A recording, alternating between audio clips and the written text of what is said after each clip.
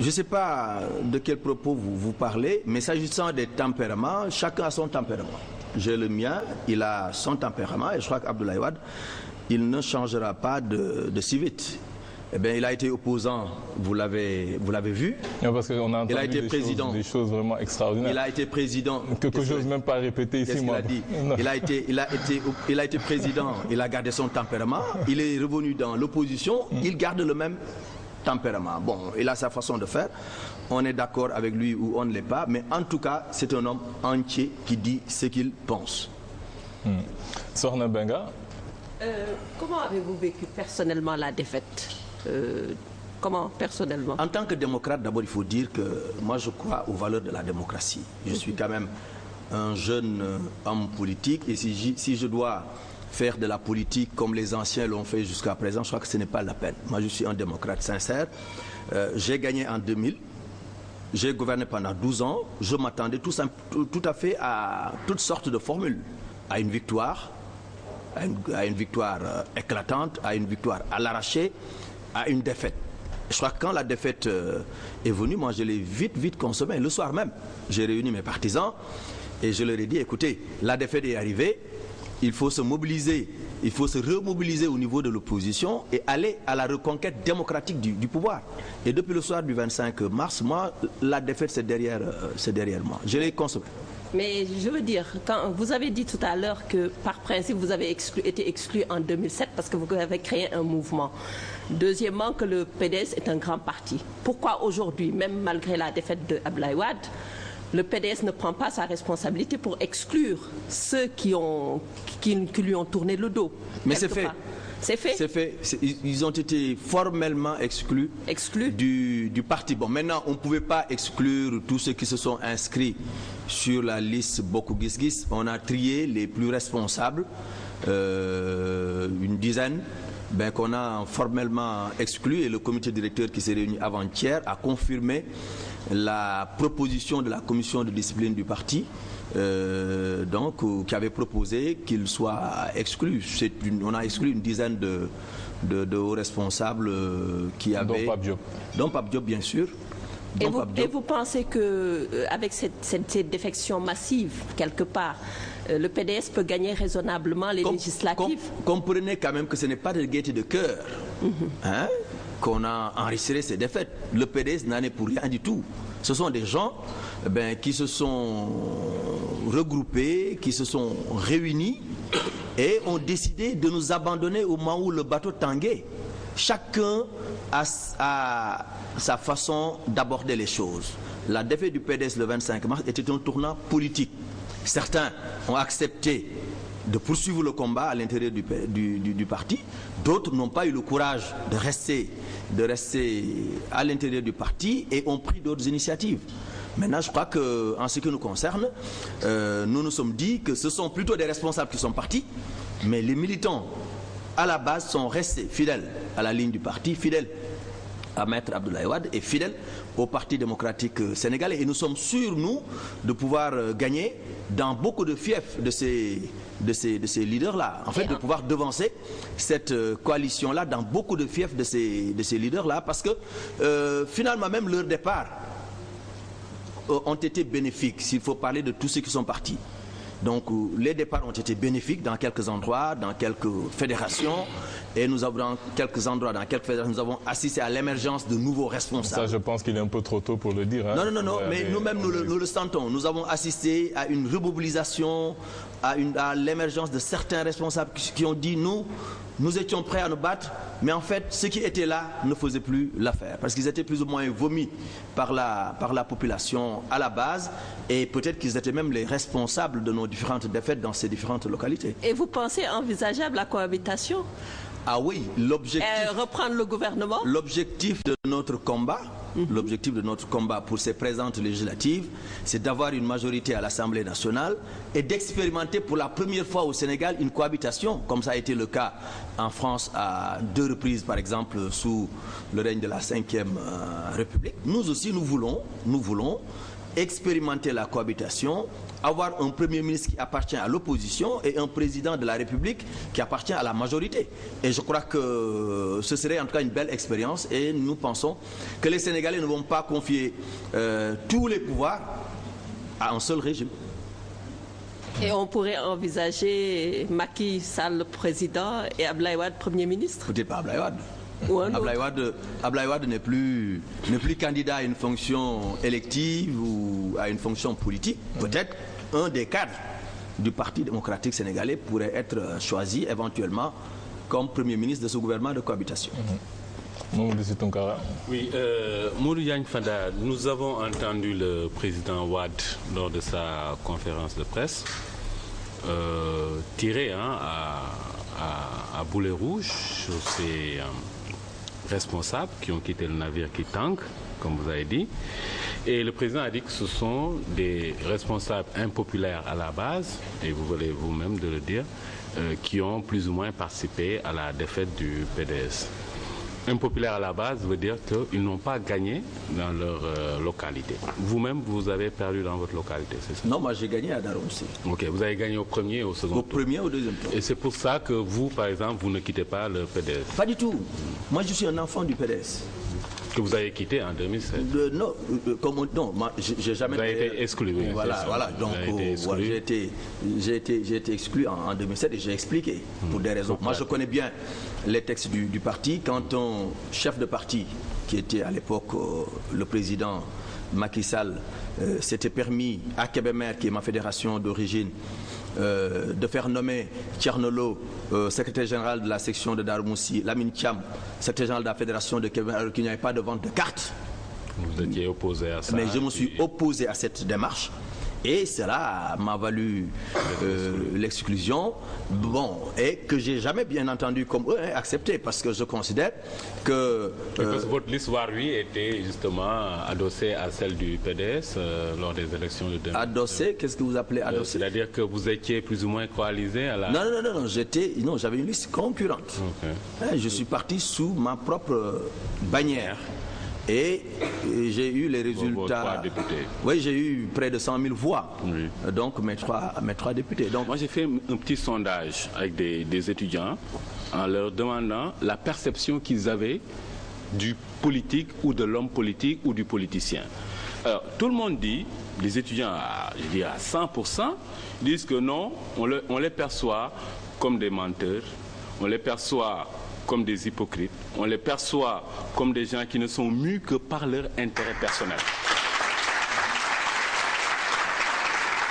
Alors, aujourd'hui, vous-même, en tant que responsable national, en tant qu'homme politique, vous avez exercé les plus hautes fonctions, en tant que politicien, vous avez des gens qui sont derrière vous. Vous-même, vous récusez ce label de politicien parce qu'il est devenu péjoratif, il est devenu négatif, tout simplement parce que vos pratiques, aujourd'hui je suis là, bon, je parle de la classe politique sénégalaise de façon générale, où les idéologies sont complètement diluées. On voit aujourd'hui, celui-là est socialiste, demain il est libéral, après, en fonction juste des prairies, si elles sont vertes ou si elles ne le sont pas, et ça brouille sincèrement la perception que les citoyens devraient avoir de cette activité pourtant ô combien noble qui est de gérer la chose politique.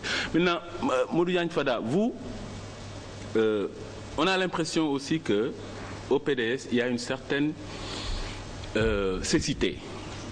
Des collègues à vous sont venus ici entre les deux tours, on leur a demandé mais qu'est-ce qui a fait que le président Wade, au premier tour, il n'a eu que 34%? Ils ont dit, c'est parce que les gens avaient eu peur d'aller voter. Okay? On leur a dit, non, c'est pas ça, vous faites fausse route, votre analyse est mauvaise, par conséquent, vous allez appliquer une mauvaise formule et vous allez perdre les élections comme ça. Est-ce que vous êtes Dieu? Il y en a même quelqu'un qui a posé cette question ici. Je dis non, parce que votre analyse n'est pas bonne. Alors, vous, on dirait que vous tombez dans ce même travers, et vous dites que ceux qui partent ne sont pas courageux. Okay, les Pape Diop, les Daouda Faye, etc. Et qui ne sont pas représentatifs. Ils ne sont pas représentatifs, ils ne sont pas courageux. Donc, ceux qui n'avaient pas votre défaite, enfin, vos résultats mitigés du premier tour, vous les aviez, vous, assimilés au fait que il n'y avait pas, les Sénégalais avaient peur d'aller voter. Et aujourd'hui, ceux qui partent, ils n'ont pas de courage. Ils sont quelqu'un qui n'est pas courageux, c'est un poltron. Donc vous dites que les Pape Diop, tout ça, c'est des poltrons. Alors, pourquoi vous refusez-vous de voir qu'il y a un sérieux problème?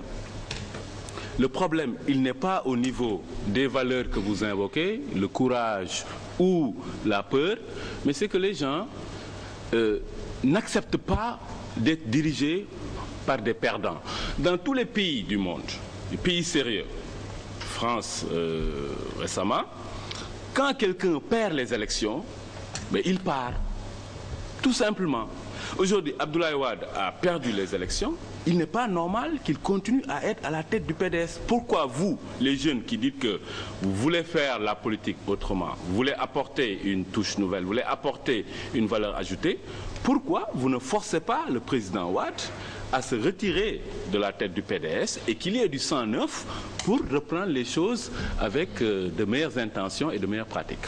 Bon, je crois que vous avez fait finalement... Les questions et les réponses. Voilà, non, je crois que c'était un discours plutôt, hein, une analyse politique, c'est plutôt des impressions, des avis qu'il donne sur un certain nombre de sujets, il n'y a pas véritablement de questions. Ah si, pourquoi vous ne forcez pas le président Wade à partir? Ça, c'est la dernière question. Mais je crois que pour l'essentiel, c'est vos avis que vous avez donnés qu'on peut partager, tout comme qu'on peut ne pas partager. Alors, c'est vrai ce que vous avez dit. Au Sénégal, de façon générale, on considère le politicien ou l'homme politique comme le menteur, comme l'hypocrite, comme etc., etc.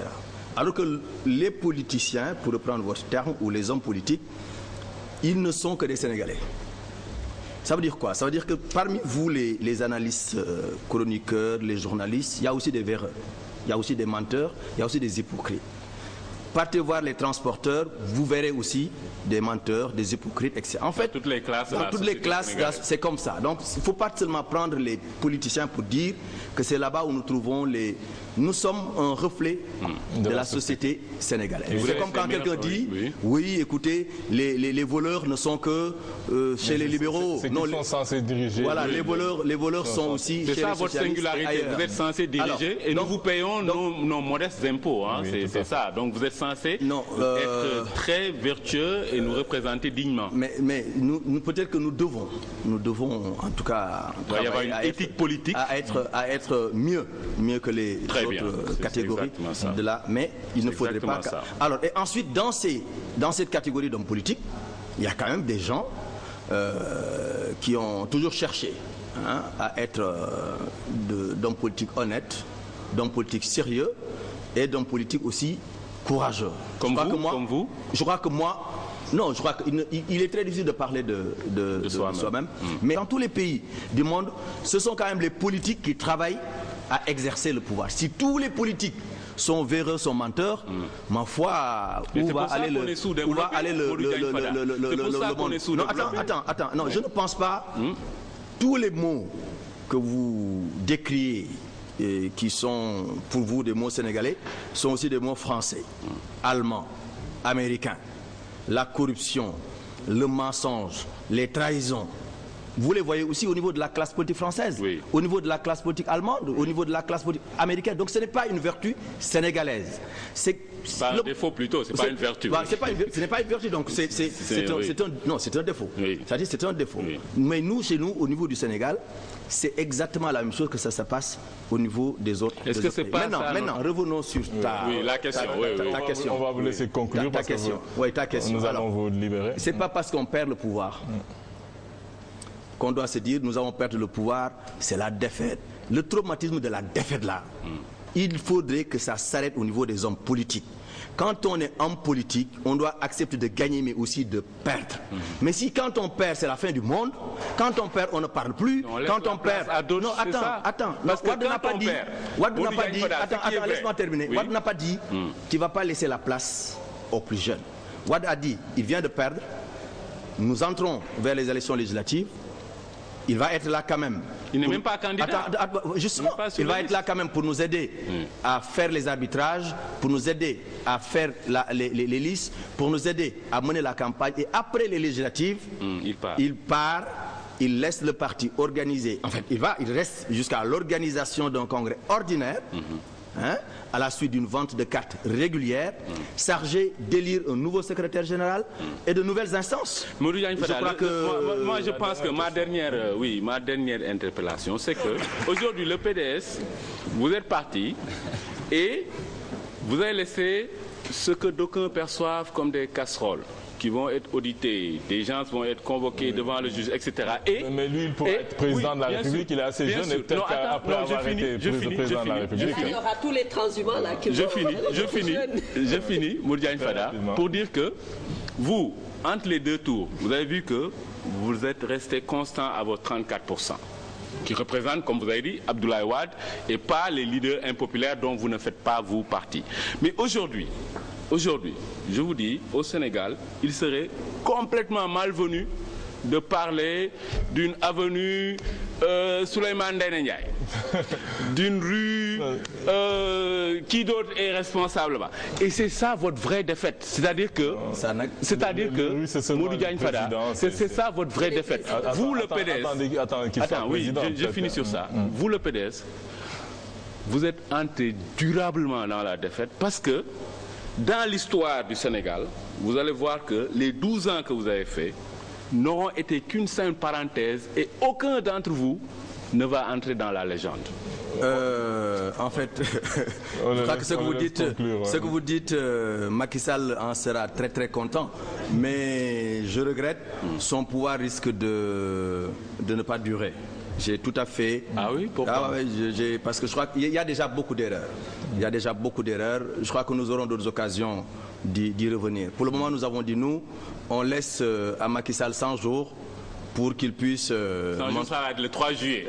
Si vous voulez, le 3 juillet ou le 1er juillet. C'est selon la date qu'il a fait son gouvernement ou à part du la passation 2 avril. Voilà. Alors, mais je crois que déjà, il fait beaucoup d'erreurs. D'abord, les nominations... C'est un peu le népotisme, c'est la déwadisation tous azimuts, etc. Je ne sais pas, etc. Bon, alors il y a beaucoup d'erreurs, des erreurs de communication, une instrumentalisation de l'inspection générale d'État, etc. Une suppression d'agence. C'est normal que vous ne voyez que des erreurs. Attends, laisse-moi répondre à vos questions parce qu'apparemment, Ali n'a plus de temps. Voilà, du tout, vraiment là c'est fini quoi. Tout ce que tu vas dire va être coupé au montage. Donc,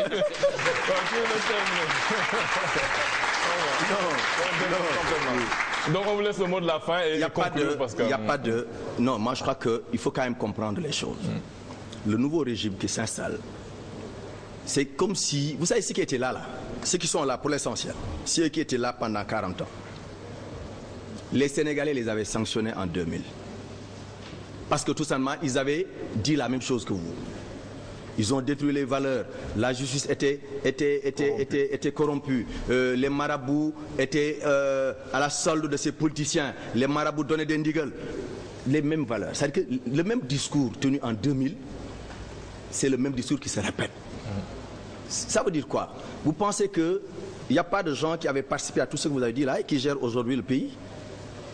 Quand vous dites que des gens ont détruit les valeurs, des gens ont détruit les principes, il n'y a pas de gens qui ont joué des rôles éminemment importants dans le régime précédent et qui sont aujourd'hui dans de hautes fonctions. Exemple. Mais vous les connaissez mieux que moi.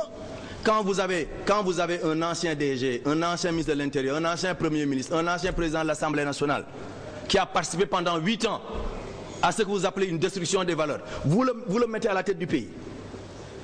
Ça veut dire que les Sénégalais n'ont pas tenu compte de ce que vous dites. Macky Sall. Non, si les Sénégalais avaient tenu compte de ce que vous dites, ils allaient peut-être choisir quelqu'un d'autre. Et il a été exclu, non. Mais on a surtout congédié votre régime. Il n'a pas été exclu. On a surtout congédié votre régime. Non. Moi, je vous dis, aujourd'hui, celui qui incarne le régime, c'est un pur produit de l'ancien régime. On est d'accord. Donc, c'est un pur produit. Attends, c'est un pur produit de tout ce que vous dénoncez là. Non, pourtant, non. Alors, c'est un pur produit de tout ce que vous dénoncez. Pourtant, les Sénégalais l'ont mis à la tête du pays. Ça veut dire qu'ils n'ont pas tenu compte de votre discours. Ça, c'est un discours qui est le vôtre. qui n'est pas le discours de l'écrasante majorité des Sénégalais. Si nous avions détruit les valeurs, il ne serait pas élu lui. Les gens allaient lui préférer à quelqu'un d'autre. Non, mais c'est surtout dû à la piètre prestation de l'opposition classique, c'est-à-dire que tous les gens du PS, tous les gens de l'AFP, qui ont fait une très mauvaise campagne électorale, qui ont fait une très mauvaise pré-campagne, qui ont trahi beaucoup de leurs militants qui croyaient en eux. Donc à un moment donné, j'ai entendu les gens dire que c'était choisir entre la peste et le choléra, entre Abdoulaye Wade et Macky Sall, il fallait choisir quelqu'un. Moi je crois qu'il faut dire plutôt que les Sénégalais avaient soif de changement. Les Sénégalais ont gardé Abdou Diouf, Senghor pendant 20 ans, Abdou Diouf pendant 20 ans, ils avaient décidé de garder Abdoulaye Wade pendant 12 ans. C'est tout. Ils vont essayer quelqu'un d'autre. Ils vont le garder, j'espère, pendant 5 ans.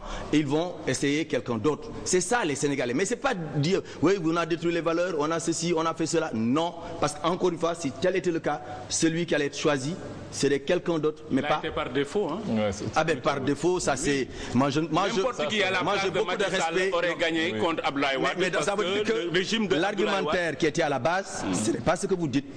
L'argumentaire qui était à la base, c'est de dire, bon, il est là. On en a assez de ce régime-là. C'est ça l'argumentaire. D'accord. On en a assez. On en a assez. Donc, mais on en a assez. C'est pas parce que nous avons fait tout ce que vous avez dit. Parce que le monsieur est parti 4 ans quand même. Je pense que nous sommes tous des Sénégalais. C'est le Sénégalais qui doit se soigner en fait, parce que comme vous le disiez tout à l'heure, c'est tous les mots qui sont à la paire. Vous les retrouvez, vous les retrouvez au PDS, vous les retrouvez les journalistes. Mais les journalistes aussi, ils ne sont pas exempts de reproches. Vous le savez mieux. C'est le nouveau type de Sénégalais. Donc vraiment, nous vous remercions, monsieur le ministre, vraiment d'être passé sur ce plateau. Vous nous avez dit que vous avez d'autres engagements. Nous allons vous libérer. Merci d'être passé. Et